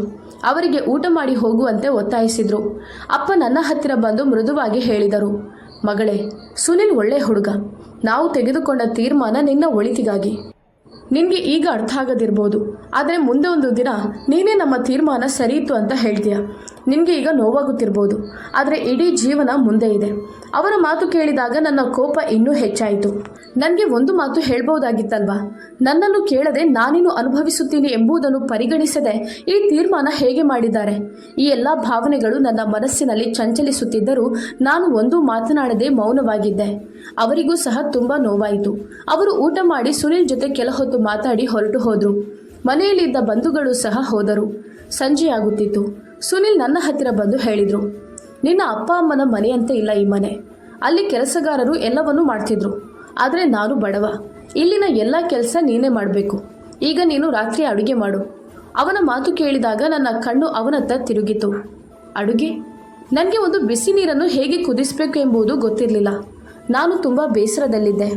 ಇಲ್ಲಿನ ಕೆಲಸಗಳನ್ನು ನಾನು ಹೇಗೆ ನಿಭಾಯಿಸಲಿ ಎಂಬ ಪ್ರಶ್ನೆ ನನ್ನೊಳಗೆ ಕಾಡುತ್ತಿತ್ತು. ಸುನಿಲ್ ಮತ್ತೆ ಹೇಳಿದರು, ನನಗೆ ತಲೆನೋವಾಗ್ತಿದೆ, ಚಹಾ ಮಾಡಿ ಏನಾದರೂ ತಿಂಡಿ ಕೊಡು. ಅವನ ಮಾತು ಕೇಳಿದಂತೆ ನನ್ನ ಕಣ್ಣಲ್ಲಿ ಕಣ್ಣೀರು ತಡಕಾಡಿ ಬಂತು. ನನ್ನಿಂದ ಸಾಧ್ಯವಿಲ್ಲ, ನಾನು ನನ್ನ ಮನೆಗೆ ಹೋಗುತ್ತೇನೆ ಎಂದು ಕೋಪದಿಂದ ಹೇಳಿ ನಾನು ಅತ್ತೆ, ನೋಡು, ನೀನು ನನ್ನ ಹೆಂಡತಿ. ನಾನು ಹೇಳಿದ ಹಾಗೆ ನೀನು ಕೇಳಬೇಕು. ನಿನ್ನ ಅಪ್ಪ ಅಮ್ಮ ನಿನ್ನ ಸಂಪೂರ್ಣ ಜವಾಬ್ದಾರಿಯನ್ನು ನನ್ನ ಮೇಲೆ ಹಾಕಿದ್ದಾರೆ. ಈಗ ನೀನು ನನ್ನವಳು. ನನ್ನ ಮನೆ, ನನ್ನ ನಿಯಮ. ಬೇರೆ ಯಾವ ರೀತಿಯ ಅಡ್ಡಿ ಬೇಡ. ನೇರವಾಗಿ ಅಡುಗೆ ಮಾಡಲು ಹೋಗು ಎಂದು ಸುನಿಲ್ ಕಠಿಣವಾಗಿ ಹೇಳಿ ವಾಶ್ರೂಮ್ ಒಳಗೆ ಹೋದರು. ನನಗೆ ಆ ಮಾತುಗಳನ್ನು ಸಹಿಸಲಾಗಲಿಲ್ಲ. ನಾನಿಲ್ಲಿ ಇನ್ನು ಒಂದು ಕ್ಷಣವೂ ಇರಲಾರೆ. ನನ್ನ ಬದುಕು ಹೀಗೆ ಇರುವುದು ಸಾಧ್ಯವಿಲ್ಲ ಎಂದು ಮನಸ್ಸಿನಲ್ಲಿ ನಿಶ್ಚಯ ಮಾಡಿಕೊಂಡೆ. ಅಪ್ಪ ಅಮ್ಮನ ಮೇಲೆ ದ್ವೇಷವಿದ್ದರೂ ಅವರೇ ನನ್ನ ಕುಟುಂಬ, ನನ್ನ ಭದ್ರತೆಯ ನೆಲೆ ಎಂಬ ಭಾವನೆ ನನ್ನೊಳಗೆ ಮೂಡಿತು. ರಸ್ತೆಗೆ ಓಡಿದೆ. ಅದೃಷ್ಟವಶಾತ್ ಒಂದು ಆಟೋ ಸಿಕ್ಕಿತು. ಆ ಆಟೋ ಹತ್ತಿ ನನ್ನ ಮನೆ ಕಡೆ ಪ್ರಯಾಣ ಆರಂಭಿಸಿದೆ. ಇದು ನನ್ನ ಮೊದಲ ಆಟೋ ಪ್ರಯಾಣವಾಗಿತ್ತು. ಹೃದಯದಲ್ಲಿ ಭಯ, ಕೋಪ, ನೋವು ಎಲ್ಲವೂ ಬೆರೆತಿದ್ದವು. ಮನೆ ತಲುಪುತ್ತಿದ್ದಂತೆ ಮನೆಯವರೆಲ್ಲ ನನ್ನತ್ತ ನೋಟ ಹರಿಸಿದರು. ನಾನು ನೇರವಾಗಿ ಅಮ್ಮನ ಬಳಿ ಹೋಗಿ ಅವಳನ್ನು ತಬ್ಬಿಕೊಂಡು ಜೋರಾಗಿ ಅಳತೊಡಗಿದೆ. ಅಮ್ಮ ನನ್ನ ಕೈ ಹಿಡಿದು ರೂಮಿಗೆ ಕರೆದುಕೊಂಡು ಹೋದರು. ಅಲ್ಲಿ ಕೋಪದಿಂದ ಕೇಳಿದರು, ಏನು ಇದೇ ನಿನ್ನ ಹೊಸ ನಾಟಕ? ಅಮ್ಮ, ಸುನಿಲ್ ಒಳ್ಳೆಯ ವ್ಯಕ್ತಿಯಲ್ಲ. ಅವನು ಮಾನಸಿಕ ಟಾರ್ಚರ್ ನೀಡ್ತಿದ್ದಾನೆ. ನನ್ನಿಂದ ಅಲ್ಲಿ ಕೆಲಸವನ್ನು ಮಾಡಲು ಸಾಧ್ಯ ಇಲ್ಲ ಅಂತ ಹೇಳಿದೆ. ಸ್ವಲ್ಪ ಮನೆ ಕೆಲಸದ ತೊಂದರೆ ಎದುರಾದರೂ ಓಡಿ ಬಂದು ನಾಟಕ ಮಾಡೋಕ್ಕೆ ಶುರು ಮಾಡಬೇಡ. ಅಮ್ಮನ ಈ ಮಾತು ಕೇಳಿ ನಾನು ಬೆಚ್ಚಿ ಬಿದ್ದೆ. ಅಮ್ಮ, ನಾನಲ್ಲಿ ಉಳಿಯಲಾರೆ. ಅವನು ಒಳ್ಳೆಯವನಲ್ಲ. ಅವನ ವರ್ತನೆ ಸರಿಯಿಲ್ಲ ಎಂದು ಅಳುವ ಮಾತಿನಲ್ಲಿ ಹೇಳಿದೆ. ಆಗ ಅಮ್ಮ ತಿರುಗಿ ಹೇಳಿದರು, ಅವನು ಹೆದರಿಸುವವನಲ್ಲ. ಅವನ ಸ್ವಭಾವ ನಮಗೆ ಚೆನ್ನಾಗಿ ಗೊತ್ತು. ನೀನು ಅಲ್ಲಿಂದ ಹೋಗಿದ್ದಿ ಎಂದು ಗೊತ್ತಾಗುತ್ತಿದ್ದಂತೆಯೇ ಅವನು ಕರೆ ಮಾಡಿ ಅವಳು ತಲುಪಿದ್ದಾಳ ಅಂತ ಕೇಳಿದ್ದಾನೆ. ನಿನ್ನ ಬಗ್ಗೆ ಎಷ್ಟು ಕಾಳಜಿ ತೆಗೆದುಕೊಳ್ತಿದ್ದಾನೆ ಗೊತ್ತಾ ನಿನಗೆ? ನೀನು ಯಾಕೆ ಇಷ್ಟು ಕೀಳು ಮಟ್ಟಕ್ಕೆ ಹೋಗ್ತೀಯಾ? ಅಮ್ಮನ ಮಾತು ಕೇಳಿ ನಾನು ಆಳವಾಗಿ ಯೋಚಿಸತೊಡಗಿದೆ. ಅವರಿಗೆ ನನ್ನ ನೋವು, ನನ್ನ ಭಯ, ನನ್ನ ಆತಂಕವೇನು ಕಾಡಿಸುತ್ತಿಲ್ಲವೋ ಎಂಬ ಆಲೋಚನೆ ನನ್ನ ಹೃದಯವನ್ನೇ ಮುರಿದು ಹಾಕಿತು. ನನ್ನ ಎದುರಿಗೆ ಸುನಿಲ್ ಕರೆ ಮಾಡಿದ್ದರು. ಅತ್ತೆ, ನಿಮ್ಮ ಮಗಳು ನಿಹಾರಿಕಾ ಮನೆಗೆ ತಲುಪಿದ್ದಾಳ ಅಥವಾ ಇಲ್ವಾ ಎಂಬ ಸುನಿಲ್ನ ಪ್ರಶ್ನೆಗೆ ತಾಯಿ ಬಂದಿದ್ದಾನೆ ಸುನಿಲ್, ನೀನು ಬಂದವಳನ್ನು ಕರೆದುಕೊಂಡು ಹೋಗು ಅಂತ ಫೋನಿನಲ್ಲಿ ಉತ್ತರಿಸುತ್ತಿದ್ದರು. ನಾನು ಅಮ್ಮನ ಮುಖ ನೋಡತೊಡಗಿದೆ. ಮದುವೆಯ ನಂತರ ಎಲ್ಲರ ಪೋಷಕರು ಬದಲಾಗುತ್ತಾರಾ ಅಥವಾ ನನ್ನ ಅಪ್ಪ ಅಮ್ಮ ಮಾತ್ರ ಬದಲಾಗಿದ್ದಾರಾ? ಅವರು ನನ್ನ ನೋವನ್ನು ಅರಿಯದೆ ಕಣ್ಣು ಮುಚ್ಚಿಕೊಂಡು ಬಿಟ್ರಾ? ನಾನು ತಾಯಿಗೆ ಹೇಳಿದೆ, ಅಮ್ಮ, ಮೊದಲನೆಯದಾಗಿ ಆ ಮನೆ ತುಂಬ ಚಿಕ್ಕದು. ಎರಡನೆಯದಾಗಿ ಅಲ್ಲಿ ಮನೆ ಕೆಲಸಗಳಿಗೆ ಯಾರೂ ಸಹಾಯ ಮಾಡುವವರು ಇಲ್ಲ. ನಾನು ಕೆಲಸ ಮಾಡುವುದು ಬಿಟ್ಟು ಅಷ್ಟು ಸಣ್ಣ ಮನೆಯಲ್ಲಿ ವಾಸಿಸಲು ನನಗೆ ಸಾಧ್ಯ ಇಲ್ಲ. ಧೂಳನ್ನು ನೋಡಿ ನನಗೆ ಅಲರ್ಜಿ ಬರುತ್ತದೆ ಅನ್ನೋದು ನಿಮಗೆ ಗೊತ್ತಿಲ್ವಾ? ಅದನ್ನು ಕೇಳಿದ ತಾಯಿ ಕ್ಷಣ ಮಾತ್ರ ಮೌನವಾಗಿದ್ದು ನನ್ನ ಕಡೆ ತೀವ್ರವಾಗಿ ನೋಡಿದಳು. ಸ್ವಲ್ಪ ಸಮಯದ ನಂತರ ಸುನಿಲ್ ಕೂಡ ಅಲ್ಲಿ ಬಂದು, ಅವಳು ನನಗೆ ಏನೂ ಹೇಳದೆ ಇಲ್ಲಿ ಬಂದಿದ್ದಾಳೆ ಎಂದು ಅಮ್ಮನ ಮುಂದೆ ನನ್ನ ಮೇಲೆ ದೂರು ಹಾಕಲು ಆರಂಭಿಸಿದ. ಅಮ್ಮ ಕೋಪದಲ್ಲಿ, ಇನ್ನು ಮುಂದೆ ನೀನು ನಿನ್ನ ಗಂಡನ ಅನುಮತಿ ಇಲ್ಲದೆ ಈ ಮನೆಗೆ ಬರಬಾರ್ದು. ಅವನ ಜೊತೆ ಬಂದರೆ ಮಾತ್ರ ಒಳಬರಲು ಅವಕಾಶ, ಇಲ್ಲವಾದರೆ ಈ ಮನೆ ನಿನಗೆ ಮುಚ್ಚಲ್ಪಡುತ್ತದೆ. ಅಮ್ಮನ ಈ ಮಾತುಗಳು ನನ್ನ ಕಿವಿಗೆ ನುಸುಳಿದಾಗ ನಾನು ಆಘಾತಕ್ಕೊಳಗಾದೆ. ಸುನಿಲ್ ಮಾತ್ರ ನಗುತ್ತಾ ನನ್ನ ಕಿವಿಯ ಹತ್ತಿರ ಬಂದು, ನಿನ್ನನ್ನು ನನ್ನ ಹೆಂಡತಿಯಾಗಿ ಸ್ವೀಕರಿಸಿಕೊಂಡು ಸಂತೋಷವಾಗಿದ್ದೆ. ಈಗ ಇದು ನಿನ್ನ ಮನೆ ಅಲ್ಲ ಅಂತ ಗೊತ್ತಾಯ್ತಲ್ವಾ? ಈ ಲೋಕದಲ್ಲಿ ನಿನಗೆ ನನ್ನ ಹೊರತು ಬೇರೆ ಯಾರೂ ಇಲ್ಲ ಅಂತ ಹೇಳಿದರು. ನನಗೆ ಅಳು ಬರ್ತಿತ್ತು. ಕಣ್ಣೀರನ್ನು ಒರೆಸಿಕೊಂಡೆ. ಸರಿಯತ್ತೆ, ನಾವು ಹೊರಡುತ್ತೇವೆ ಎಂದು ಹೇಳಿದ. ಅವನ ಮಾತುಗಳು ನನ್ನ ಕಣ್ಣನ್ನು ಕೆಂಪಾಗಿಸಿದವು. ಅಮ್ಮ ಕೂಡ ನನ್ನ ಕಡೆಗೆ ಮುಖ ತಿರುಗಿಸಿಕೊಂಡಳು. ನನ್ನೊಳಗಿನ ಹಳೆಯ ಪುಟ್ಟ ಸ್ವಭಾವವನ್ನೇ ಮತ್ತೆ ನಾನು ಕಾಣುತ್ತಿದ್ದೆ. ನಂತರ ಮನೆಗೆ ಹಿಂದಿರುಗಿದ ಮೇಲೆ ಸುನಿಲ್ ಪೊರಕೆಯನ್ನು ತಂದುಕೊಟ್ಟು, ನೀನು ಮನೆಯನ್ನು ಸ್ವಚ್ಛ ಮಾಡು ಅಂತ ಹೇಳಿದ. ಇವತ್ತಿನ ರಾತ್ರಿ ಅಡುಗೆಯನ್ನು ನೀನೇ ಮಾಡಬೇಕು ಅಂತ ಸೂಚನೆ ಕೊಟ್ಟ. ನಾನು ಆ ದಿನ ಹೊರಗಿನಿಂದ ಏನಾದರೂ ಪಾರ್ಸೆಲ್ ತರುತ್ತೇನೆಂದು ಭಾವಿಸಿದ್ದೆ. ಆದರೆ ಅದು ನನ್ನ ಭ್ರಮೆಯಾಗಿತ್ತು. ನನ್ನ ಹಣೆ ಬರಹ. ನಾನು ಇದನ್ನೆಲ್ಲ ಮಾಡಬೇಕು ಅಂತ ದೇವರು ಬರೆದಿರಬೇಕು. ಮುಂದೆ ಏನೂ ಮಾಡದೆ ನನ್ನ ಗಂಡನ ಮಾತನ್ನು ಕೇಳಬೇಕಾಯಿತು. ಮೊದಲ ಬಾರಿಗೆ ನಾನು ಮನೆ ಕೆಲಸಗಳನ್ನು ಮಾಡಲು ಶುರು ಮಾಡಿದೆ. ಹೇಗೋ ಯೂಟ್ಯೂಬ್ ನೋಡಿಕೊಂಡು ಗೊತ್ತಿರುವ ಅಡುಗೆಯನ್ನು ಮಾಡಿದೆ. ಹೀಗೆ ದಿನಗಳು ಮುಂದುವರಿಯುತ್ತಿತ್ತು. ನನ್ನ ಗಂಡ ಬೆಳಗ್ಗೆದ್ದು ಆಫೀಸಿಗೆ ಹೋಗ್ತಿದ್ರು.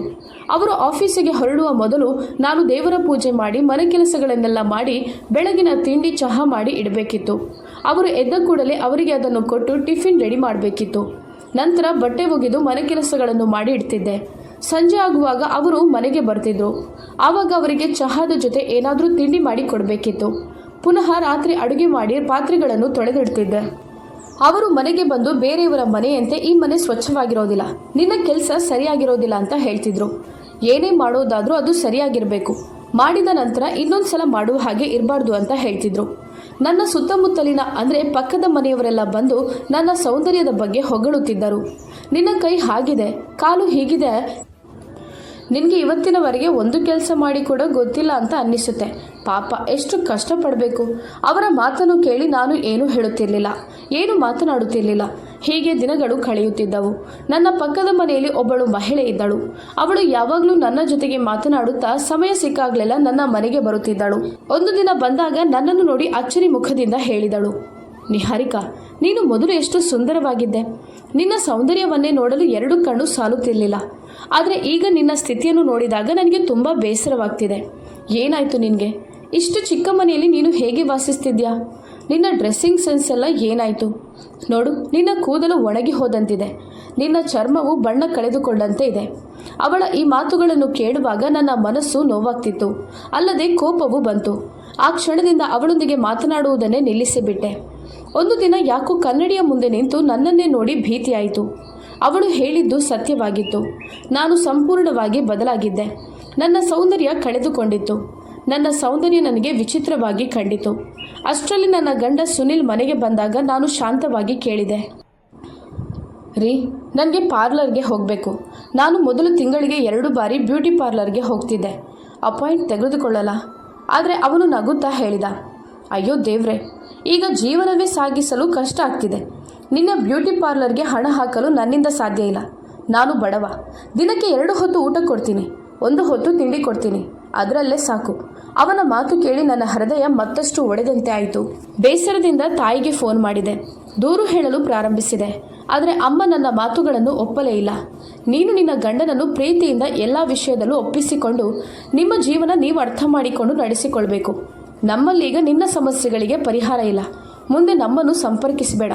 ನಿನಗೆ ಒಳ್ಳೆಯ ಸಂತೋಷದ ಜೀವನ ಬೇಕಿದ್ರೆ ಅವನನ್ನು ಪ್ರೀತಿಸಿ ಸಮಾಧಾನದಿಂದ ಅರ್ಥ ಮಾಡಿಕೊಂಡು ನಡೆಯಲು ಕಲಿ ಎಂದು ಫೋನ್ ಕಟ್ ಮಾಡಿದರು. ಅವರ ಮಾತುಗಳು ನನ್ನ ಹೃದಯಕ್ಕೆ ಚುಚ್ಚಿದವು. ನನ್ನನ್ನು ಪ್ರೀತಿಸಿದವರೇ ನನ್ನನ್ನು ಮದುವೆ ಮಾಡಿಸಿಕೊಟ್ಟು ಕೈ ತೊಳೆದುಕೊಂಡಿದ್ದಾರಾ ಎಂದು ನಾನು ಯೋಚಿಸಿದೆ. ಅವರಿಗೆ ನಾನು ಅಷ್ಟು ಭಾರವಾಗಿದ್ದೆನಾ? ಆ ಕ್ಷಣದಿಂದ ನಾನು ಒಂದು ನಿರ್ಧಾರ ತೆಗೆದುಕೊಂಡೆ. ಈ ಜಗತ್ತಿನಲ್ಲಿ ನನ್ನನ್ನು ಅರ್ಥ ಮಾಡಿಕೊಳ್ಳುವವನು ನನ್ನ ಗಂಡನೇ. ಇನ್ನು ಮುಂದೆ ನಾನು ಅವನನ್ನು ಪ್ರೀತಿಸುತ್ತೇನೆ. ನನ್ನ ಬದುಕನ್ನು ಬದಲಾಯಿಸಿಕೊಳ್ಳುತ್ತೇನೆ. ನನ್ನ ಸ್ವಭಾವ ಸಮಯ ಕಳೆದಂತೆ ಬದಲಾಗತೊಡಗಿತು. ಒಂದು ದಿನ ಸಂಜೆ ನನ್ನ ಗಂಡ ಮನೆಗೆ ಬೇಗ ಬಂದರು. ಮುಖದಲ್ಲಿ ಒಂದು ಸಂತೋಷದ ನಗು ಇತ್ತು. ಇವತ್ತು ನಿನ್ನ ಅಪ್ಪ ನನ್ನನ್ನು ಬೇಗ ಬಿಟ್ಟಿದ್ದಾರೆ. ನಾನು ಹೆಂಡತಿಯನ್ನು ಹೊರಗೆ ಕರೆದುಕೊಂಡು ಹೋಗ್ತೀನಿ ಅಂತ ಪರ್ಮಿಷನ್ ಕೇಳಿದೆ. ಅವರು ಸಂತೋಷದಿಂದ ನೀನು ಹೆಂಡತಿ ಜೊತೆ ಎಂಜಾಯ್ ಮಾಡು ಅಂದಿದ್ದಾರೆ ಎಂದರು. ನಾವೆಲ್ಲಿಗೆ ಹೋಗುವುದು ಎಂದು ನಾನು ಕೇಳಿದೆ. ಅಷ್ಟರಲ್ಲಿ ಎಲ್ಲಿಗೆ ಅಂತ ಕೇಳಬೇಡ, ನೀನು ಬೇಗ ರೆಡಿಯಾಗು ಎಂದು ನಗುತ್ತಾ ಅವರು ಸ್ನಾನಕ್ಕೆ ಹೋದರು. ನಾನು ಬಟ್ಟೆ ಬದಲಾಯಿಸಿ ರೆಡಿಯಾದೆ. ಅವರು ಸ್ನಾನ ಮುಗಿಸಿ ಬಂದು ಮೃದುವಾಗಿ ಪ್ರೀತಿಯಿಂದ ಮಾತನಾಡಿದಾಗ ನನ್ನ ಮನಸ್ಸು ಹಾರಿದಂತಾಯಿತು. ಮದುವೆಯಾದ ಬಳಿಕ ಮೊದಲನೇ ಸಲ ಹೊರಗೆ ಹೋಗ್ತಿದ್ದೆ. ಬೈಕ್ ಸ್ಟಾರ್ಟ್ ಮಾಡಿದ್ರು. ಬಾ ಕೂತ್ಕೋ ಎಂದು ಹೇಳಿದರು. ನಾನು ಬೈಕ್ನಲ್ಲಿ ಮೊದಲು ಕೂತಾಗ ನನಗೆ ಸ್ವಲ್ಪ ಭಯವಾಯಿತು. ಆಗ ಅವರು ನಕ್ಕು ಹೇಳಿದರು, ನಿನ್ನ ಕಾಲನ್ನು ಆ ಕಡೆ ಈ ಕಡೆ ಹಾಕಿ ಕೂತ್ಕೋ. ನಾನು ಸರಿ ಎಂದು ಹೇಳಿ ಅವರನ್ನು ಗಟ್ಟಿಯಾಗಿ ಹಿಡಿದುಕೊಂಡು ನಮ್ಮ ಬೈಕ್ ರೈಡ್ ಎಂಜಾಯ್ ಮಾಡ್ತಿದ್ದೆ. ತುಂಬ ರೊಮ್ಯಾಂಟಿಕ್ ಆಗಿ ಹೋಗ್ತಿದ್ದೆವು. ಆದರೆ ಅಕಸ್ಮಾತ್ ಒಂದು ನಿರ್ಜನ ಪ್ರದೇಶದಲ್ಲಿ ಬೈಕ್ ನಿಂತು ಹೋಯಿತು. ಅಯ್ಯೋ ದೇವ್ರೆ, ಈ ಸಮಯದಲ್ಲೇ ಬೈಕ್ ಕೆಡಬೇಕಾ ಎಂದು ಅವರು ಬೇಸರವನ್ನು ವ್ಯಕ್ತಪಡಿಸಿದರು. ನೀನು ಇಳಿ, ನಾನು ನೋಡ್ತೀನಿ ಎಂದು ಬೈಕ್ ರಿಪೇರಿ ಮಾಡಲು ಮುಂದಾದರು. ಅಷ್ಟರಲ್ಲಿ ಒಂದು ಕಾರು ಅಲ್ಲಿ ಬಂದು ನಿಂತಿತು. ಅದರಿಂದ ಇಳಿದ ಕೆಲವು ಗಂಡಸರು ನನ್ನತ್ತ ನೋಡಿ ಅಸಭ್ಯವಾಗಿ ವರ್ತಿಸಲು ಶುರು ಮಾಡಿದರು. ನಾನು ಹೆದರುತ್ತಾ ಹಿಂದೆ ಹಿಂದೆ ಹೆಜ್ಜೆ ಇಟ್ಟೆ. ನನ್ನ ಗಂಡನ ಕಣ್ಣ ಮುಂದೆ ಈ ದೃಶ್ಯ ಬೀಳುತ್ತಿದ್ದಂತೆ ಆಕ್ರೋಶ ತಡೆಯಲಾಗದೆ ಅವರು ಆ ಪುರುಷರೊಂದಿಗೆ ಜಗಳವಾಡಲು ಮುಂದಾದರು. ನನ್ನನ್ನು ರಕ್ಷಿಸಲು ಭಯವಿಲ್ಲದೆ ನಿಂತರು. ಅವರಿಗೆ ಅವರ ದೇಹದ ಮೇಲೆ ಪ್ರಜ್ಞೆ ಇರಲಿಲ್ಲ. ಕೈಗೆ ಸಿಕ್ಕಿದ್ರಲ್ಲೆಲ್ಲ ಹೊಡೆಯುತ್ತಿದ್ದರು. ಆದರೂ ನನ್ನ ಗಂಡ ತುಂಬ ಹೊತ್ತು ಹೋರಾಡಿದ್ರು. ಆದರೆ ಆ ಹೋರಾಟದಲ್ಲಿ ನನ್ನ ಪತಿ ತೀವ್ರವಾಗಿ ಗಾಯಗೊಂಡರು. ನಾನು ಅಂಜುತ್ತಾ ಕಿರುಚುತ್ತಿದ್ದೆ. ಆ ಜನರು ನಮಗೆ ಏನು ಮಾಡುತ್ತಾರೆ ಎಂಬ ಭಯದಿಂದ ನನ್ನ ದೇಹ ಗಡಗಡ ನಡುಗುತ್ತಿತ್ತು. ಆಗ ಅಲ್ಲಿಗೆ ಇನ್ನಷ್ಟು ಜನರು ಬಂದರು. ಅವರು ಬರುತ್ತಿದ್ದಂತೆ ಆ ಗಂಡಸರು ಭಯಪಟ್ಟು ಓಡಿ ಹೋದರು. ಅವರ ಹಿಡಿತದಿಂದ ನಾವು ಪಾರಾದೆವು. ಅಲ್ಲಿ ಸೇರಿದವರು ಕಾರಲ್ಲಿ ನಮ್ಮನ್ನು ಮನೆಗೆ ಕರೆದುಕೊಂಡು ಬಂದರು. ಆದರೆ ಮನೆಗೆ ತಲುಪುತ್ತಿದ್ದಂತೆಯೇ ನನ್ನ ಗಂಡನ ಗಾಯಗಳು ತುಂಬ ತೀವ್ರವಾಗಿದ್ದವು. ನಾನು ತಕ್ಷಣ ಗಾಯಕ್ಕೆ ಹತ್ತಿಯನ್ನು ಇಟ್ಟೆ. ಅಯ್ಯೋ ದೇವ್ರೆ, ಎಂಥ ಪರಿಸ್ಥಿತಿ ಬಂದು ಬಿಡ್ತು. ನನಗಾಗಿ ನೀವು ಇಷ್ಟೊಂದು ತೊಂದರೆಯನ್ನು ಎದುರಿಸಬೇಕಾಯ್ತಲ್ವಾ ಎಂದು ನಾನು ಅಳುತ್ತಿದ್ದೆ. ಅವರು ನನ್ನತ್ತ ತುಂಬ ಆಳವಾಗಿ ನೋಡಿದರು. ನಾನು ನಿನ್ನನ್ನು ಪ್ರೀತಿಸ್ತೀನಿ ಎಂದರು. ನಿನ್ನ ಗೌರವ ಕಾಪಾಡೋದು ನನ್ನ ಕರ್ತವ್ಯ. ನಿನ್ನನ್ನು ಆ ರಾಕ್ಷಸರಿಂದ ರಕ್ಷಿಸುವುದು ನನ್ನ ಕರ್ತವ್ಯವಾಗಿತ್ತು. ಅವರ ಮಾತು ಕೇಳುತ್ತಿದ್ದಂತೆ ನನ್ನ ಹೃದಯ ಅವರ ಪ್ರೀತಿಯಲ್ಲಿ ಮಿಲನವಾಯಿತು. ಅವರ ಬಗ್ಗೆ ನನಗೆ ಅನುಕಂಪ, ಗೌರವ ಮತ್ತು ಪ್ರೀತಿ ಹೆಚ್ಚಾಯಿತು. ನಾನು 2 ದಿನ ಅವರನ್ನು ಪ್ರೀತಿಯಿಂದ ಆರೈಕೆ ಮಾಡಿದೆ. ಅಮ್ಮನಿಗೆ ಕರೆ ಮಾಡಿ ಹೀಗಾಗಿದೆ ಎಂದು ತಿಳಿಸಿದೆ. ಅವರು ಮನೆಗೆ ಬಂದು ಅಳಿಯನನ್ನು ನೋಡಿ ಹೋದರು. ಅವರಿಗೆ ನಾನು ಸಂತೋಷದಲ್ಲಿ ಊಟ ತಯಾರಿಸಿ ಊಟ ಮಾಡಿ ಹೋಗುವಂತೆ ಹೇಳಿದೆ. ಅವರಿಗೂ ನಮ್ಮನ್ನು ನೋಡಿ ತುಂಬ ಸಂತೋಷವಾಯಿತು. ಯಾಕಂದರೆ ನನ್ನ ಬದಲಾವಣೆ ಅವರು ನಿರೀಕ್ಷೆ ಮಾಡಿರಲಿಲ್ಲ. ಆದರೆ ಬದಲಾಯಿಸಬೇಕು ಎಂದು ಅಂದುಕೊಂಡಿದ್ದರು. ನಾವು ದಿನದಿಂದ ದಿನಕ್ಕೆ ಖುಷಿಯಿಂದ ಬದುಕುತ್ತಿದ್ದೆವು. ಪ್ರೀತಿಯ ಹಕ್ಕಿಗಳಂತೆ ಹಾರುತ್ತಿದ್ದೆವು. ಆದರೂ ನಾನು ಕೆಲವೊಮ್ಮೆ ಯೋಚಿಸ್ತಿದ್ದೆ, ಈ ಜೀವನ ನನ್ನ ಕನಸಿನಂತಿರಲಿಲ್ವಷ್ಟೇ. ನಾನು ನನ್ನ ಮಗುವಿಗೆ ಒಳ್ಳೆಯ ಬದುಕು ಕೊಡಬೇಕೆಂಬ ಕನಸು ಬಲವಾಗಿತ್ತು. ನನ್ನ ಭವಿಷ್ಯಕ್ಕಾಗಿ ನಾನೇ ಓಡುತ್ತಿದ್ದೆ. ಆದರೆ ನನ್ನ ಗಂಡ ಮಾತ್ರ ಎಂದೆಂದಿಗೂ ಹೇಳುತ್ತಿದ್ದರು, ಯಾವುದೇ ಸಮಸ್ಯೆ ಇಲ್ಲ, ನೀನು ಚಿಂತಿಸಬೇಡ, ನಾನಿದ್ದೀನಲ್ಲ. ಆದರೆ ಮಕ್ಕಳಾದ ನಂತರ ನಮ್ಮ ಭವಿಷ್ಯ ಕಷ್ಟ ಆಗ್ಬೋದಲ್ವಾ. ನನ್ನ ಗಂಡನಲ್ಲಿ ಬೇಕಾದಷ್ಟು ಆಸ್ತಿ ಅಂತಸ್ತು ಇರಲಿಲ್ಲ ಎಂದು ನಾನು ಯೋಚಿಸ್ತಿದ್ದೆ. ಅವರು ಎಲ್ಲವೂ ಸರಿಯಾಗುತ್ತೆ, ಧೈರ್ಯವಾಗಿ ಇರಬೇಕು, ಜೀವನ ಅನ್ನೋದು ನಾವು ಅಂದುಕೊಂಡಂತೆ ಇರುವುದಿಲ್ಲ, ದೇವರು ಇಚ್ಛಿಸಿದಂತೆ ನಡೆಯುವುದು ಅಂತ ಹೇಳ್ತಿದ್ರು. ನಾನು ಗರ್ಭಿಣಿಯಾಗಿರೋದ್ರಿಂದ ಮನೆ ಕೆಲಸದಲ್ಲಿ ಅವರು ಕೂಡ ಸಹಾಯ ಮಾಡ್ತಿದ್ರು. ನನಗೆ ಈಗ ಮನೆ ಕೆಲಸ ಎಲ್ಲವೂ ಸಲೀಸಾಗಿ ಮಾಡಲು ಸಾಧ್ಯವಾಗ್ತಿತ್ತು. ನಾನು ಬೇಡ, ನಾನು ಮಾಡುತ್ತೇನೆ ಅಂತ ಹೇಳಿದ್ರು ಅವರು ನನಗೆ ಕೆಲವೊಂದು ಕೆಲಸದಲ್ಲಿ ಸಹಾಯ ಮಾಡಲು ಬರುತ್ತಿದ್ದರು. ನಾನು ಗರ್ಭಿಣಿಯಾಗಿರೋದ್ರಿಂದ ಅವರು ತುಂಬ ಸಂತೋಷಪಟ್ಟಿದ್ದರು. ಆದರೆ ನಾನು ಈ ವಿಷಯವನ್ನು ನನ್ನ ಮನೆಯವರಲ್ಲಿ ಅಷ್ಟೇನೂ ಹೇಳುತ್ತಿರಲಿಲ್ಲ. ನನ್ನಿಂದ ಅವರಿಗೆ ಯಾವ ತೊಂದರೆನೂ ಆಗುವುದು ಬೇಡ, ನನ್ನ ಮಗು ನನ್ನ ಜೀವನ, ನಾನು ನೋಡಿಕೊಳ್ಳುತ್ತೇನೆ ಎಂಬ ಹಠ ನನ್ನಲ್ಲಿ ಬಂದು ಬಿಡ್ತು. ಆ ಹಠದಿಂದ ನನ್ನ ಜೀವನ ಅಲ್ಲಿಗೆ ಬಂದು ತಲುಪಿತು. ನನಗೆ ಏನು ಬೇಕು ಎಂದು ಕೇಳಿ ಬೇಕಾದುದನ್ನು ಮನೆಗೆ ತಂದು ಕೊಡ್ತಿದ್ರು. ನನಗೆ ಈಗ ಮೊದಲಿನಂತೆ ಜೀವನ ಬೇಕು ಎಂದು ಅನ್ನಿಸ್ತಿರಲಿಲ್ಲ. ಸರಳವಾದ ಜೀವನಕ್ಕೆ, ಬಡತನಕ್ಕೆ ನಾನು ಹೊಂದಿಕೊಂಡು ಹೋಗಿದ್ದೆ. ಹಾಸಿಗೆ ಇದ್ದಷ್ಟೇ ಕಾಲು ಚಾಚಬೇಕು ಎನ್ನುವಂಥ ಗಾದೆಯನ್ನು ನಾನು ಚೆನ್ನಾಗಿ ಅರ್ಥ ಮಾಡಿಕೊಂಡಿದ್ದೆ. ಆದರೆ ನನ್ನನ್ನು ನನ್ನ ಗಂಡ ಪ್ರೀತಿಯಿಂದ ನೋಡಿಕೊಳ್ತಿದ್ರು. ಅವರು ಶ್ರೀಮಂತ ಮಾಡಬೇಕು ಅಂತ ಹೇಳ್ತಿದ್ರು. ನಾನು ಬೇಡವೇ ಬೇಡ ಎಂದು ಹಠ ಹಿಡಿದೆ. ಸುಮ್ಮನೆ ಇಲ್ಲದ ಹಣವನ್ನು ಖರ್ಚು ಮಾಡೋದು ಬೇಡ, ಅದನ್ನು ನಾವು ಉಳಿತಾಯ ಮಾಡಿಟ್ಟುಕೊಂಡ್ರೆ ಮುಂದೆ ಡೆಲಿವರಿ ಆದ ನಂತರ ಮಗುವಿಗೆ ಯಾವುದಕ್ಕಾದರೂ ಅಥವಾ ಆಸ್ಪತ್ರೆಗೆ ಉಪಯೋಗಿಸಬಹುದು. ಅವರು ದುಡಿದು ತಂದ ಸಂಪಾದನೆಯಿಂದ ನಾನು ಜಾಗ್ರತೆ ಮಾಡಿ ಅದನ್ನು ತೆಗೆದಿಡುತ್ತಿದ್ದೆ. ಆದಷ್ಟು ನನ್ನ ಕೈಯಿಂದ ಉಳಿತಾಯ ಮಾಡಲು ನೋಡ್ತಿದ್ದೆ. ನನಗೆ ಏನಾದರೂ ಹೊಸ ಬಟ್ಟೆ ಬೇಕಾ ಎಂದು ಕೇಳಿದರೆ, ಈಗ ಬೇಡ, ಇನ್ನೊಂದು ಸಲ ತೆಗೆಯುವ, ಈಗ ಇದುದರಲ್ಲಿ ಅಡ್ಜಸ್ಟ್ ಮಾಡುವ ಅಂತ ಹೇಳ್ತಿದ್ದೆ. ನನ್ನನ್ನು ತುಂಬ ಪ್ರೀತಿಸ್ತಿದ್ರು. ನನ್ನ ಸ್ವಭಾವ ಅವರಿಗೆ ಹೊಂದಾಣಿಕೆಯಾಗಿತ್ತು. ನನ್ನ ಗಂಡನಲ್ಲಿ ನನ್ನ ಅಪ್ಪ ಅಮ್ಮ ನನ್ನ ಬಗ್ಗೆ ವಿಚಾರಿಸ್ತಿದ್ರು. ಒಂದು ದಿನ ಇದ್ದಕ್ಕಿದ್ದಂತೆ ಅವರು ನನಗೆ ಒಡವೆ, ಬಟ್ಟೆ, ಸಿಹಿ ತಿಂಡಿಗಳು ಎಲ್ಲ ತಂದು ಕೊಟ್ಟರು. ಅದಲ್ಲದೆ ಹೋಟೆಲಿಂದ ಊಟವನ್ನು ಕೂಡ ಪಾರ್ಸಲ್ ತೆಗೆದುಕೊಂಡು ಬಂದಿದ್ರು. ಬಂದವರನ್ನು ಬೇಸರಪಡಿಸುವುದು ಬೇಡ ಅಂತ ನಾನೆಲ್ಲವನ್ನು ಸ್ವೀಕರಿಸಿಕೊಂಡೆ. ಆದರೆ ಬಾ ಮಗಳೇ, ಮನೆಗೆ ಹೋಗೋಣ ಎಂದು ಹೇಳಿದಾಗ, ಇಲ್ಲ, ನಾನು ಇಲ್ಲಿಂದಲೇ ಆಸ್ಪತ್ರೆಗೆ ಹೋಗುತ್ತೇನೆ, ಮತ್ತೆ ಇಲ್ಲಿಗೆ ಬರ್ತೇನೆ ಅಂತ ಹೇಳಿದೆ. 9 ತಿಂಗಳು ಪೂರ್ತಿಯಾಗಿ ಕೆಲವು ದಿನಗಳಲ್ಲಿ ನಾನು ಗಂಡು ಮಗುವಿಗೆ ಜನ್ಮವನ್ನು ನೀಡಿದೆ. ನನ್ನ ಗಂಡ ತುಂಬ ಸಂತೋಷವಾಗಿದ್ದರು. ನಾನು ಕೂಡ ಅಷ್ಟೇ ಸಂತೋಷವಾಗಿದ್ದೆ. ಆಸ್ಪತ್ರೆಗೆ ಅಪ್ಪ ಅಮ್ಮ ಬಂದು ತಲುಪಿದ್ದರು. ನನ್ನ ಜನಿಸುವಂಥ ಮಗುವಿಗೆ ನಾನು ಯಾವ ರೀತಿಯ ಹೊಸ ಬಟ್ಟೆಗಳನ್ನು ತೆಗೆದಿರಲಿಲ್ಲ. ನನ್ನಲ್ಲಿದ್ದ ಕಾಟನ್ ಬಟ್ಟೆಗಳನ್ನು ಕತ್ತರಿಸಿ ತಂದಿದ್ದೆ. ನನಗೆ ಆಸ್ಪತ್ರೆಯಲ್ಲೂ ಹಾಕಲು ಕೂಡ ಹಳೆಯ ನೈಟಿಯನ್ನು ಮಾತ್ರ ತೆಗೆದಿದ್ದೆ. ಅದರಲ್ಲಿ ಬಾಕ್ಸ್ ಬಟ್ಟೆಗಳಿದ್ದವು. ಮಗುವನ್ನು ಹೊಸ ಬಟ್ಟೆಯಲ್ಲಿ ಸುತ್ತಿ ತಂದಿದ್ದರು. ನನಗೆ ಇದು ಎಲ್ಲಿಂದ ತಂದಿದ್ದಾರೆ ಎಂದು ಆಶ್ಚರ್ಯವಾಯಿತು. ಎಲ್ಲರೂ ನನ್ನನ್ನು ನೋಡಿ ಹೆಮ್ಮೆ ಪಡುತ್ತಿದ್ದರು, ನಗುತ್ತಿದ್ದರು. ಎಲ್ಲರ ಮುಖದಲ್ಲೂ ಸಂತೋಷ ಕಾಣ್ತಿತ್ತು. ಮಗಳೇ, ನೀನು ಜೀವನದಲ್ಲಿ ಶ್ರೀಮಂತಿಕೆಯನ್ನು ಬಯಸಿದ್ದೆ, ಆದರೆ ನಿನ್ನ ಬದಲಾವಣೆ ಇವತ್ತು ನಿನಗೆ ಶ್ರೀಮಂತಿಕೆಯನ್ನು ತಂದು ಕೊಡುತ್ತಿದೆ. ಇದು ನಿನ್ನ ಉಡುಗೊರೆ ಅಂತ ಹೇಳಿದರು. ನನ್ನ ಗಂಡ ನನ್ನ ಮುದ್ದಾದ ಮಗುವಿನ ಕುತ್ತಿಗೆಗೆ ಒಂದು ದೊಡ್ಡ ಗೋಲ್ಡನ್ ಚೈನ್ ಹಾಕಿದ್ರು. ನಾನು ಇದು ಎಲ್ಲಿಂದ, ಯಾರು ಅಪ್ಪ ಕೊಟ್ಟದ್ದ, ಬೇಡ ಅಂತ ಹೇಳಿದೆ. ಆಗ ಮಗಳೇ, ನಿನ್ನ ಗಂಡ ಯಾರು, ಅವನ ಹಿನ್ನೆಲೆ ಏನು ಅಂತ ನಿನಗೆ ಗೊತ್ತಿದ್ಯಾ? ಇಲ್ಲ ತಾನೆ. ಇದು ನಾವೆಲ್ಲ ಸೇರಿ ಆಟವಾಡಿದ ಒಂದು ಆಟವಷ್ಟೇ. ನಮ್ಮೆಲ್ಲರ ಉದ್ದೇಶ ಒಂದೇ ಆಗಿತ್ತು, ನಿನ್ನ ಸ್ವಭಾವವನ್ನು ಬದಲಾವಣೆ ಮಾಡಬೇಕು. ದೇವರು ನಮ್ಮನ್ನು ಸೃಷ್ಟಿಸಿದ್ದಾನೆ. ನಮ್ಮ ಜೀವನವನ್ನು ಯಾವಾಗ ಬೇಕಾದರೂ ದೇವರಿಗೆ ಬದಲಾಯಿಸಲು ಸಾಧ್ಯವಿದೆ. ನಿನಗೆ ಬಡವರು ಅಂದರೆ ತುಂಬ ದ್ವೇಷವಿತ್ತು, ಅವರ ಬಗ್ಗೆ ಗೌರವ ಕಾಳಜಿ ಇರಲಿಲ್ಲ. ಅದಕ್ಕೋಸ್ಕರ ನಾನು ಸುನಿಲ್ನನ್ನು ಹಿಡಿದುಕೊಂಡು ನಿನ್ನ ಜೀವನವನ್ನು ಬದಲಾಯಿಸಲು ನೋಡಿದೆ. ಈಗ ನಿನಗೆ ಬಡತನ ಅಂದರೆ ಏನು, ಬಡವರು ಎಷ್ಟು ಕಷ್ಟಪಡ್ತಾರೆ, ಯಾಕೆ ಕಷ್ಟಪಡ್ತಾರೆ, ಅವರಿಗೆ ಒಂದೊಂದು ರೂಪಾಯಿ ಎಷ್ಟು ಅಮೂಲ್ಯವಾಗಿರುತ್ತೆ, ಎಲ್ಲವನ್ನೂ ನೀನು ಅರ್ಥ ಮಾಡಿಕೊಂಡೆ. ಜೀವನ ಅಂದರೆ ಏನು, ಜೀವನದಲ್ಲಿ ಯಾವ ರೀತಿ ಬದಲಾವಣೆ ಆಗಬೇಕು, ಯಾರಿಗೆ ಹೇಗೆ ಗೌರವ ನೀಡಬೇಕು ಅನ್ನೋದನ್ನು ನೀನು ಚೆನ್ನಾಗಿ ತಿಳಿದುಕೊಂಡಿದ್ದೀಯಾ. ನಿನ್ನ ಬದಲಾವಣೆ ನಮಗೆ ಇವತ್ತು ಹೆಮ್ಮೆಯನ್ನು ತರಿಸುತ್ತಿದೆ ಅಂತ ಹೇಳಿದರು. ನೀನು ಅಂದುಕೊಂಡಂತೆ ನಾವು ನಿನಗೆ ಒಳ್ಳೆಯ ಶ್ರೀಮಂತ ಹುಡುಗನನ್ನೇ ಆಯ್ಕೆ ಮಾಡಿದ್ದೇವೆ. ಆದರೆ ಇಷ್ಟು ಸಮಯ ನಿನ್ನ ಬದಲಾವಣೆಗೋಸ್ಕರ ಕಾದಿದ್ದೆವು. ಆಸ್ಪತ್ರೆಯಿಂದ ಡಿಸ್ಚಾರ್ಜ್ ಮಾಡಲಾಯಿತು. ನನ್ನನ್ನು ಸುನಿಲ್ ಅವರ ಮನೆಗೆ ಕರೆದುಕೊಂಡು ಹೋದರು. ಅದು ಮನೆ ಆಗಿರಲಿಲ್ಲ, ಅರಮನೆಯಾಗಿತ್ತು. ಆಗ ನಾನು, ನನಗೆ ಇಷ್ಟೊಂದು ದೊಡ್ಡ ಮನೆ ಬೇಡ ಅಂತ ಹೇಳಿದೆ. ಆಗ ಅವರು ತುಂಬ ನಗುತ್ತಾ, ದೇವರು ಕೊಟ್ಟದ್ದನ್ನು ನಾವು ಅನುಭವಿಸುವ, ಬೇಡ ಅಂತ ಹೇಳೋದು ಬೇಡ, ಆದರೆ ಅಹಂಕಾರ ಮಾತ್ರ ನಮ್ಮಲ್ಲಿ ಇರದೆ ಬಡವರನ್ನು ಗೌರವಿಸುವುದೇ ನಮ್ಮ ಕರ್ತವ್ಯ. ದೇವರು ಶ್ರೀಮಂತನಿಗೆ ಕೊಟ್ಟಿರ್ಬೋದು, ಶ್ರೀಮಂತ ಹೇಗೆ ಅದನ್ನು ಬಡವರಿಗೆ ದಾನ ಮಾಡುತ್ತಾನೆ ಅನ್ನೋದನ್ನು ಪರೀಕ್ಷೆ ಮಾಡ್ತಾನೆ. ಒಂದು ವೇಳೆ ಅವನ ಪರೀಕ್ಷೆಯಲ್ಲಿ ಆ ಶ್ರೀಮಂತ ಫೇಲ್ ಆದರೆ ಅವನಿಂದ ಖಂಡಿತವಾಗಿಯೂ ದೇವರು ಎಲ್ಲವನ್ನು ಕಿತ್ತುಕೊಳ್ಳುತ್ತಾನೆ. ನೀನು ನಿನ್ನ ಜೀವನವನ್ನು ಬದಲಾಯಿಸಬೇಕು. ಐಷಾರಾಮಿ ಜೀವನದಿಂದ ನೀನು ಹಾಳಾಗಬಾರ್ದು ಅನ್ನುವ ಉದ್ದೇಶದಿಂದ ನಾವು ಚಿಕ್ಕ ಪಾಠವನ್ನು ನಿನಗೆ ಕಲಿಸಿದ್ದೇವೆ. ಇಷ್ಟು ಸಮಯದವರೆಗೆ ನಿನಗೆ ನೀಡಿದ್ದು ಶಿಕ್ಷೆ ಅಂತ ನಮಗೆ ಅನ್ನಿಸ್ತಿದೆ. ಆಗ ನೀವು ನೀಡಿದ್ದು ಶಿಕ್ಷೆ ಅಲ್ಲ, ನೀವು ನನಗೆ ಗುರುವಿನ ಸ್ಥಾನವನ್ನು ನೀಡಿದ್ದೀರಾ, ಒಳ್ಳೆಯ ಪಾಠವನ್ನು ಹೇಳಿಕೊಟ್ಟಿದ್ದೀರಾ. ನನ್ನ ಜೀವನದುದ್ದಕ್ಕೂ ನಾನು ಈ ಪಾಠವನ್ನು ನನ್ನಲ್ಲಿ ಅಳವಡಿಸುತ್ತೇನೆ. ನನಗೆ ಇವತ್ತು ಬಡತನ ಶ್ರೀಮಂತಿಕೆಯ ನಡುವೆ ಇರುವ ವ್ಯತ್ಯಾಸ ಏನನ್ನೋದನ್ನು ಸ್ಪಷ್ಟವಾಗಿ ಅರ್ಥ ಮಾಡಿಸಿದ್ದೀರಾ. ಹಣ ಅಂತಸ್ತು ಯಾವುದೂ ಮುಖ್ಯವಲ್ಲ, ಮನುಷ್ಯನ ಗುಣ ಮುಖ್ಯವಾಗಿರುತ್ತದೆ. ಸುನಿಲ್ ಮನೆಯಲ್ಲಿ ಮನೆ ಕೆಲಸದಾಳು ಇದ್ದರೂ ಅಲ್ಲಿ ಯಾವುದಕ್ಕೂ ಕಡಿಮೆ ಇರಲಿಲ್ಲ. ಆದರೆ ಕೆಲಸದಾಳು ಇದ್ದರೂ ಬಾಣಂತನ ಮುಗಿದ ನಂತರ ಮನೆಯ ಹೆಚ್ಚಿನ ಕೆಲಸವನ್ನು ನಿಹಾರಿಕಾಳೆ ಮಾಡುತ್ತಿದ್ದಳು. ಮಗು ಮುದ್ದಾಗಿ ಸುನಿಲ್ ಥರಾನೇ ಕಾಣ್ತಿತ್ತು. ಅವರ ಜೀವನ ಬಹಳ ಚೆನ್ನಾಗಿ ಸಂತೋಷದಿಂದ ಸಾಗುತ್ತಿದ್ದವು. ಆತ್ಮೀಯ ವೀಕ್ಷಕರೇ, ಈ ಕಥೆಯಲ್ಲಿ ಸುನಿಲ್ ಮತ್ತು ನಿಹಾರಿಕಾಳ ತಂದೆ ತಾಯಿ ಮಾಡಿದ ಕೆಲಸದ ಬಗ್ಗೆ ನಿಮ್ಮ ಅಭಿಪ್ರಾಯವೇನು? ನೀವು ಓದಿದ ತಕ್ಷಣ ಕಮೆಂಟ್ ಮೂಲಕ ಅಭಿಪ್ರಾಯ ತಿಳಿಸೋದನ್ನು ಮರಿಬೇಡಿ. ಯಾಕಂದರೆ ಅವರು ಆ ರೀತಿ ಮಾಡಿರೋದ್ರಿಂದ ನಿಹಾರಿಕಾ ಬದಲಾದದ್ದು ಹೌದಲ್ವಾ? ಹಾಗಾದರೆ ನಿಮ್ಮ ಅಭಿಪ್ರಾಯಗಳನ್ನು ಈಗಲೇ ಟೈಪ್ ಮಾಡಿ. ಧನ್ಯವಾದಗಳು.